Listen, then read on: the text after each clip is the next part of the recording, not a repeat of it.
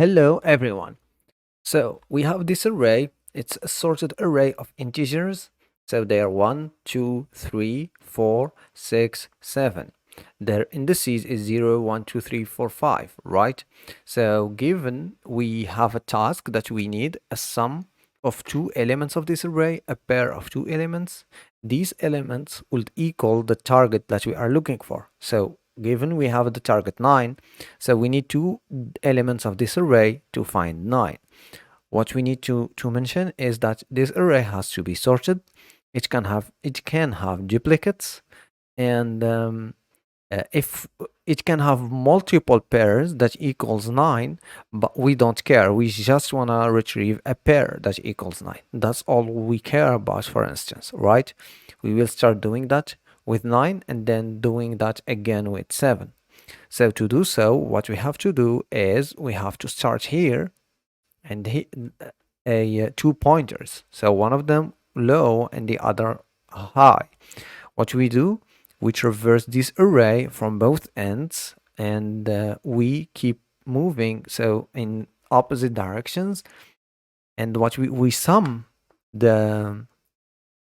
the values or the elements of these arrays, and we compare that with our target. So now let's say 7 plus 1, it equals 8. Does 8 equals 9? No. Is 8 bigger or smaller than 9? It's smaller. So what we do, we move the low here. If it was bigger, we move the high here. So for now, it's smaller. So we need a bigger number. Therefore, we move the low. We increase the low. Now, when the low is here, we do the sum again. So high is 7 still, and the low is 2. 7 plus 2 equals 9. Done. What we do, we return true, like a boolean, to say that we found it, and then we return the two elements, so 2 and 7, right? That's all we need to do. So this is a way of traversing this array from both ends. Let's do that again, but with 7 for now.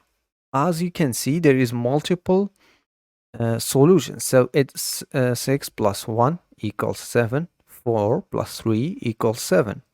We don't care. We just need to return a pair of them that equals 7. So let's start low and high, sum them. So 7 plus 1, it's 8.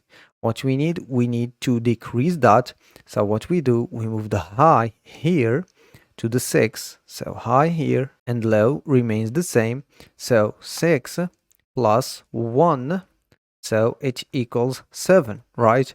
So we return the pair that is true, and the pair is 1 and 6. And we can keep going, but it's just to demonstrate the idea. Let's do that again with 10 this time.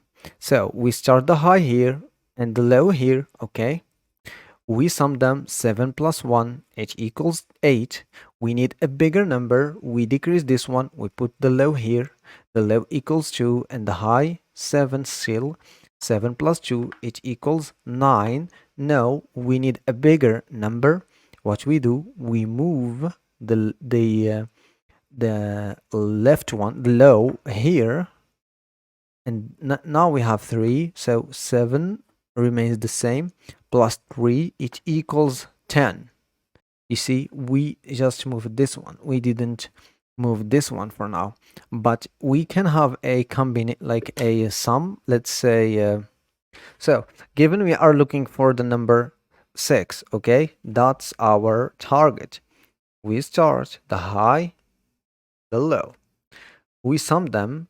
7 plus 1, it equals 8, okay? So, is that what we are looking for? No. Is it bigger or smaller? It's bigger. As it's bigger, what we need to do is to move the 7 to this direction, like I said. So we move it here, okay? So now we have this two combination. So 6 plus 1, it equals 7, right? So is that what we are looking for? No, it's bigger. Again, we move the high here, okay? So 4 plus 1, how much? It's 5. Is that what we are looking for? No, we need something bigger. So what we do, we move this one here, we sum them. 4 plus 2, it equals 6. Done. We return true and we return 2 and 4, the pair we were looking for. You see, so we did traverse this array in opposite orders. We were summing and decreasing. So decreasing the high and increasing the low, depending on whether it's bigger or smaller than than our target. Let's do that in code. Given we have the same array as you see here, 1, 2, 3, 4, 6, 7. And given we are looking for 9, it can be anything. We can change that here, right?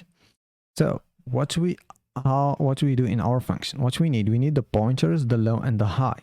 So low equals 0, right? In the first element of the array. Now the high, find the length of this array and subtract 1 because the array starts from 0, right? So the length, the array minus 1. Now for low, smaller than high.